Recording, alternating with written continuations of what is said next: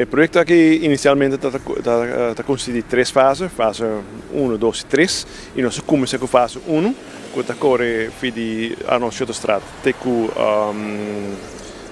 rond de Copolici, e depois nós temos 2 fases mais, 2 e 3, mas nós estamos avaliando se também em 2 e 3 ou nós estamos combinando uma só fase, uma fase mais para nos acabar. A fase que nós atualmente em Jericho, a Urbana Wegbouw está executando, está programado para ser opgeleverd in februari 2005. Het trabalho consiste em parking lot para trás de bestuurskantoor, in de Copolici bestuurskantoor, põe pavers, põe boulders, põe algo mata e MBC põe hardscape, para MBC área aqui para fazer plaza, com peatões por passar cana e desfrutar de ele.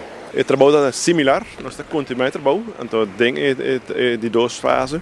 Lobby tem outro elemento que está nome de Plaza Padu, tem streetscape, lobby tem desenho que está reflejar Padu sua carreira artística, seu piano, também sale ficele, uma coisa bem que dona real é o nome da Plaza Padu. Nós estamos programados para assim que nós acabamos com a fase 1, nós vamos para o start de fase 2/3 de viagem. E esse aí vai durar também 3, 4 anos de trabalho.